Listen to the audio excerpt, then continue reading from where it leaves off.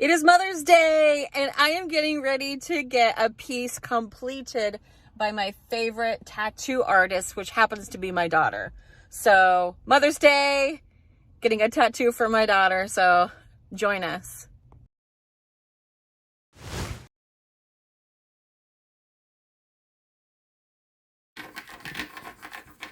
So what are you doing right now? I'm creating a color palette with high contrast but in the same tones. Nice. So yeah, brought that one up, made it warmer to compensate for how warm that is, and a little bit more neutral there. Cool.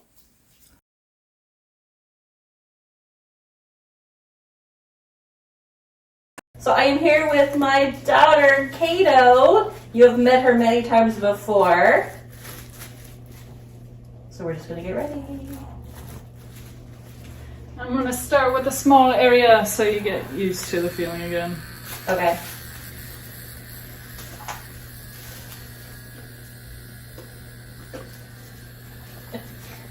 It's so weird looking at my face in this thing.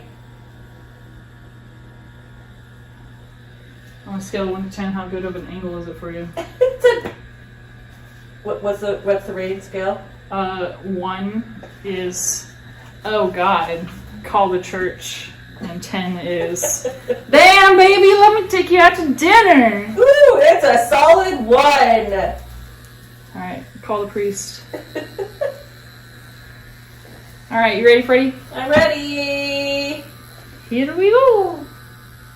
I've had several tattoos done by this girl, so I'm kind of used to the process. It's one of those things, tattoos, if you haven't been tattooed before, when you're doing it's kind of irritating and sensitive. At the very end, when you want it to be done, it's super painful, it feels like. But the healing process is not that bad. So if you can just sit through the pain and muddle through it, you'll be good. It doesn't hurt forever, like most things. Right, Caito? Right. So Katie, tell me about how you got to be a tattoo artist. I'm super interested in this. It kind of happened by chance. I was going to school and working and trying to figure out what the heck to do in life. Accompanied my friend with one of her tattoos, and I ended up really connecting with the gentleman who was doing her tattoo, and it was with her encouragement of, you should talk to him about an apprenticeship. Started to really think about it, and was like, you know what? It's worth trying out. Might as well. And as soon as I started actually tattooing on people and getting more immersed into the culture and the community with it, I absolutely smitten. Yeah. Yeah. So how old were you when you first started? I started pretty much right off the bat when I was 18. I promised my dad that I wouldn't get any tattoos until after I graduated. Mm-hmm. And then started my apprenticeship less than 4 months after I graduated. Wow. That's impressive. Yeah, something like that. Yeah. So how long is sorry, I didn't even interrupt you. Oh, you're good. How long is like an average apprenticeship? Everyone is different. Every mentor is different. Every apprenticeship and how shops treat their apprentices is different. So that one's a little bit tougher to answer. So it'd be varied by location and people and all that? Yeah, absolutely. And it's one of those cultures that constantly changes and morphs and moves with the times. So even my experience not that long ago is going to be very different to people who are experiencing it now. Yeah.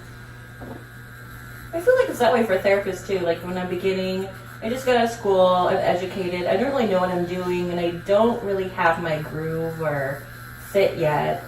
And then after a while, depending on the agency and what type of therapy I'm doing, I finally just get into a really groove. I'm like, okay, this is me. This is how I do things, and I feel comfortable doing them. Yeah, I do see a lot of parallels with it. I mean, your schooling and education and your starting process, it's important to learn all aspects of it to figure out which one fits best for you. Yeah, true. So you probably always liked art, I'm guessing. And since I'm your mom, I kind of am feeding you this answer because I know this is true, but tell me about your earlier experiences, just being interested in art and what you found pleasurable or enjoyable about that. I think a lot of it leaned back into I had a very, very supportive network of people, both in my personal life and in school life. A lot of important memories in school always revolve around my art teachers or what we would do in class, and it would always be my favorite thing to do during the day, and then going home and doing the same exact thing. Yeah. I remember when you were really, really, really little, like you were in a high chair, and it seemed even then, because you were my third child, and the other two liked coloring and drawing, but you were really into it. You were still wearing diapers, and you were very, very into art. I remember like going, this girl's got something going on. And then I noticed when you're left-handed, it was just so neat to see you blossom from this little itty bitty thing and see your passion for artwork when you were still in diapers. Yeah, it is interesting hearing the other side to it, because sometimes I feel just a little bit ridiculous with how much importance I put on art. Something about it is just very spiritual, very connective to me. I think it's something that every person needs in their life, one way or another, whether they realize it or not. Like the amount of creativity each person potentially can exude. I hear the comment a lot like, oh, I'm not creative at all, I can't even draw a stick figure, but like, creativity shows itself in many different forms, whether you're someone who likes to bake, garden, make music, listen to music. It's absolutely all aspects are very creative, flowing art forms. You can definitely connect them beyond drawing. Absolutely. So what's it like drawing on people versus drawing on paper? It's a much different experience. I think it feels different too. So if you were to draw on me right now with a Sharpie versus, it is a needle, right? Yes. Tattoo gun is a needle. Yeah.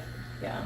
Technically, it's called a tattoo machine. Machine, not a gun. Sorry, my bad. Pew pew tats. Yeah. Tattooing on skin is a whole nother ball game. There's a lot of things and a lot of aspects you have to keep in mind while you're doing it, because obviously everyone is different, all the way down from skin elasticity to hydration to skin tones to healing times to location on the body. You have to be able to be very present and aware of what you're doing, why you're doing it, how you're doing it, and what you need to do to change and adjust to fit and form for the best person or skin or canvas that you're working with. Gotcha. If you say be present, can you talk more about that? Being present. I think it circles a lot back to that idea that tattooing is a very spiritual thing. And it goes into a whole nutshell of my opinion on tattooing, but it is a very formative, very spiritual and connecting thing with other people. I mean, a tattoo can make or break someone's self-confidence. It can memorialize a friend, an emotion, something that you love, something that you need to move past on. So it's also important to be in touch both physically and mentally with whatever you're working on or whoever you're working on. So probably, and I think you and I have had this conversation before, you're spending a lot of time with people. Absolutely. So people probably get into the point where being vulnerable and they're talking to you about some sensitive stuff, and so you probably you're a really good listener and you gather stories, and you're just a different form of therapist, it seems like. It's very much a lot of truth to tattoo therapy. Yeah.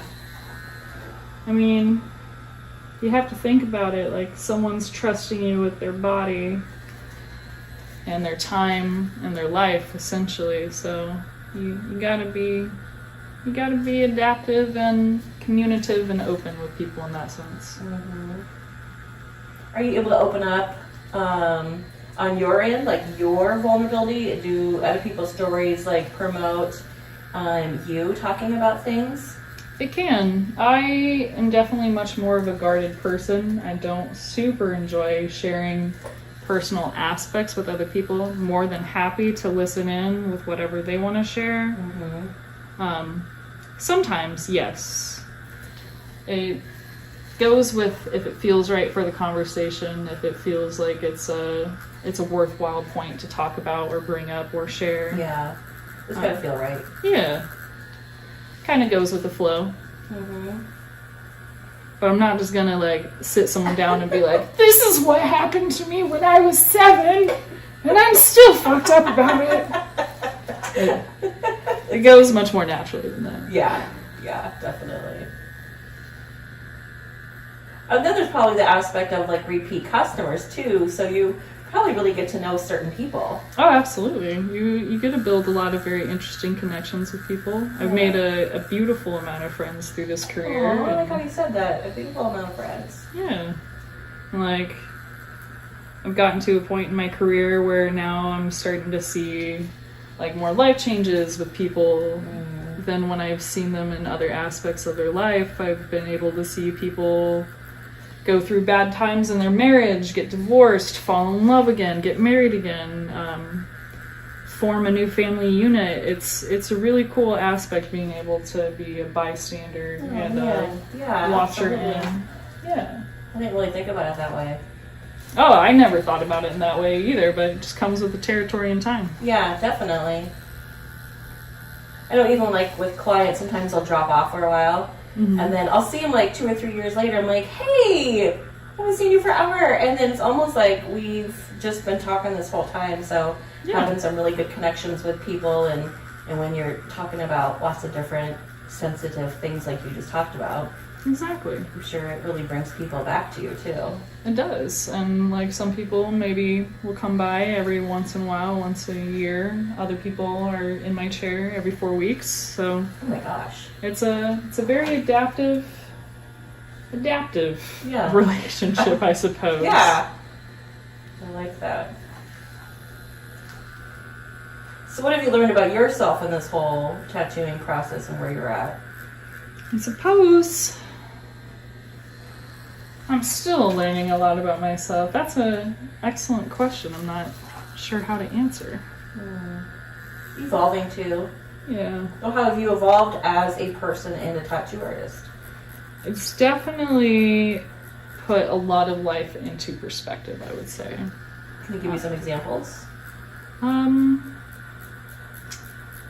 I think more in the aspect of it's very much not myself first. I feel like this is very much a world where everyone's very out for themselves, me first. And in this industry, it's very important to make sure that this other person is going first. So I know that it's a service, a luxury service that people pay for, but you know, you're trying to create people's ideas and you have to put a lot of their perspective into mind and kind of minimize the ego and the self to try to work with other people. I'm sure we can all agree that sometimes it's difficult compromising or working with others. And I think it's definitely helped me form into a much more patient and understanding person. I used to be a very angry person. And now I would say I'm very much the opposite. I think some of that comes with age too. Absolutely. Just maturing and... I agree with that. Definitely. But I can honestly say it's probably accelerated where I'm at now versus where I would be at if I had taken another path in life. What do you mean by accelerated? I'm still fairly young. I'm You are. 20. But being able to speak with on a very personable level, an almost intimate level with essentially all walks of life and hearing people's backstories and existence and their thoughts and opinions on the world, it's very humbling. So it kind of helps disassociate from the ego that yourself creates, right? Yikes, ouch. Yeah. Wow, well put. So one thing I've noticed since just knowing you in this field, of course, you're the only one that gives me tattoos now, but is there like a misrepresentation, I don't even know if that's the right word, of like males versus females in the field? And then how do you feel like you fit in that aspect or that role? That's another very good question. And I think this is another one of those answers that differs from person to person. Oh, absolutely. I'm asking you. Your path is definitely not going to be anybody else's. Yeah. I'm under the impression that anyone who essentially gives a care gives a care. We're going to censor ourselves, right? And keep it family friendly.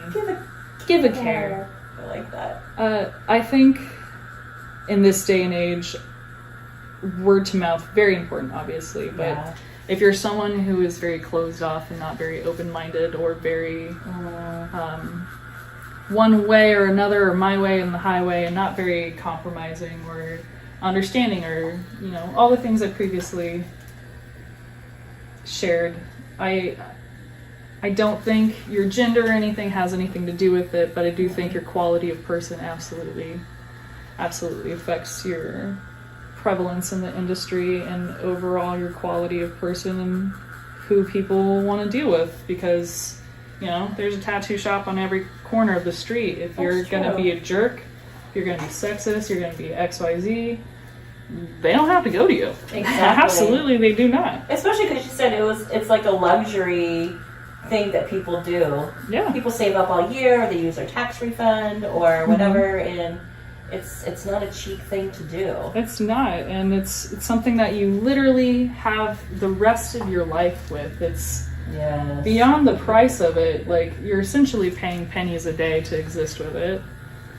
in the grand scheme of things. That's true. When you're getting the tattoo itself, it's also your experience. This is an afternoon, evening for us. We don't look at your tattoo every single day. We don't think about your tattoo every single day. You do. So it's important to find an artist that resonates the same kind of mentality or ideologies that you have, whether they're good or bad. You find your people, and ideally you stick with them. Yeah. So circling back, I think it's important to be a well-rounded artist, both in the schemes of art itself, but interacting with all walks of life. Yeah. And as for gender, age, experience, I don't think that really has a huge weight in that kind of idea. Mm-hmm. I think it's quality of person that does it. Yeah, you put it very well. I was asking a very blanketed statement, but yeah, I agree with you.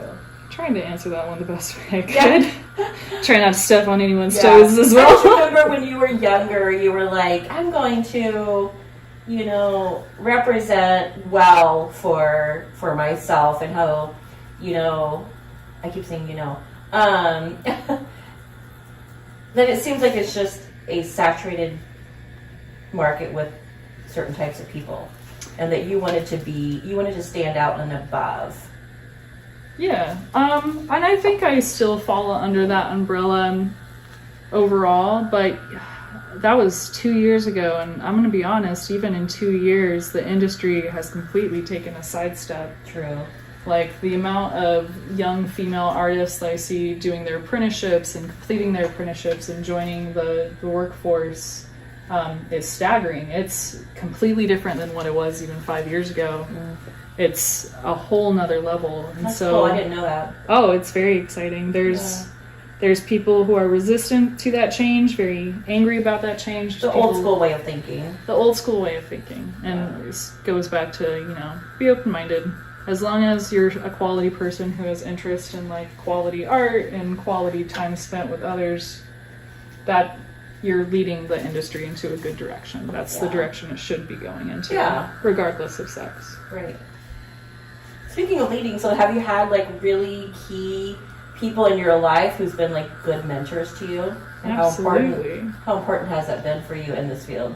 I think I have had the honor of meeting a lot of wonderful people, a lot of mentors, I would say. That's another very broad statement. I've only really had a couple mentors in my life, but you can definitely draw inspiration or guidance from most anyone you meet. You can You can learn what you Absolutely, want to yeah.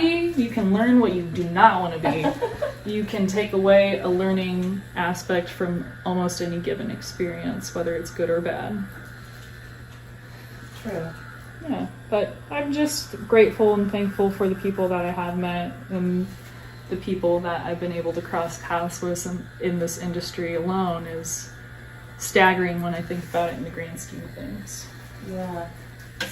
Yeah. Definitely. Where do you see this going like 5-10 years from now? Ooh, that's a hard one to answer. Like trends, or where is it upticking to? I can only confidently say one thing for certain. Sure, what's that? Tattooing will always be around. And It always has been too, hasn't it? absolutely, it's Yeah. been a part of humanity and human culture since, culture and society had began. Like, there's ancient tattoos, there's people frozen in time with spiritual tattoos that represent their own culture and their own communities, and I don't think that's going to be ending anytime here, no matter what. Definitely the different aspects and trends, they change. But Yeah. all in all, tattooing is always around. Every culture has it. I know one thing I've seen personally is I used to work at places where they would say you absolutely cannot work here and show any tattoos. You have to have all your tattoos covered. And there was one place where I'm like, I have a tattoo on top of my foot and I wear a lot of fun, cute shoes.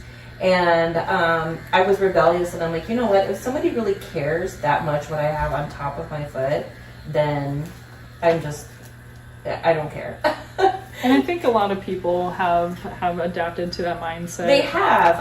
I've seen lots of places where it's not even a thing anymore. And even colored hair. Colored hair used to be a thing where people are like, oh no, you can't work here if you have colored hair or piercings on your face or tattoos. And it just feels like the trend is more like, you know what?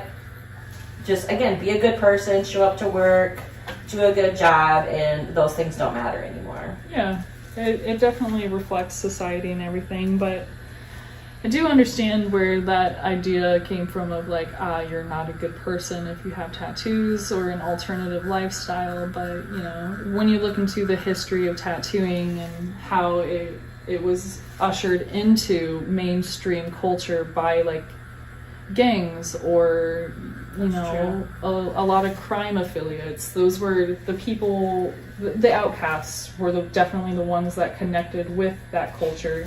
True. And now that culture has spread into like the everyday life. Everyone and The their mom has a professionals, tattoo yeah. now. And that's just how it's turned out to be. And I'm sure if you told someone 30 years ago that's how it was, they wouldn't have believed you, but here we are. I think on that note, I think people just, I don't know if scared is the right word, people are scared of what they don't know or understand, but how I can relate that to me is like, I remember before I married my current husband and having viewpoints on motorcyclists. I had this big mindset like motorcyclists are big and bad and they cause, crimes and ruckus. And then I got to be with a man who is a motorcyclist. And I tell you what, the rallies that we went on, the money that people raised, the food drives, the toy drives, all these benefits, I was ashamed of how I had a tendency of being scared of motorcyclists, but I didn't know. But once I was ingrained in that community, I'm like, oh my gosh, these are some of the nicest people I have ever met. The most down to earth. I absolutely loved them, and then I felt bad that I had this mindset that I just didn't understand. But once I got into that I don't know, lifestyle, it just changed for me. And I'm like, you know what? I need to make decisions for myself versus believe what other people tell me. Mm-hmm. And I definitely know that that's a similar story for a lot of people. Yeah. There's a lot of ideas that we grow up believing, understanding, and thinking that this is the way the world is. But I myself am under the impression that, the people who do more strange, occultic, eclectic things, whatever you want to call it, like off the grid, off the beaten path, those are typically the people who are much more connected with themselves, much more understanding and adaptive to the world. and people who often don't judge because they themselves are. Absolutely. So it's a good community.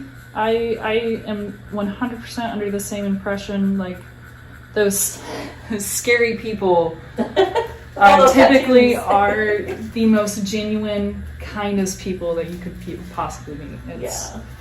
It's definitely well worth not guarding yourself away from someone, especially from just what they do in life and work or how they look like. You got to give everyone the benefit of the doubt. Yeah.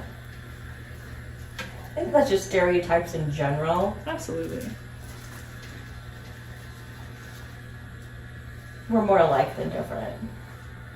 We're all just humans floating on a rock in space trying to figure out why we're here.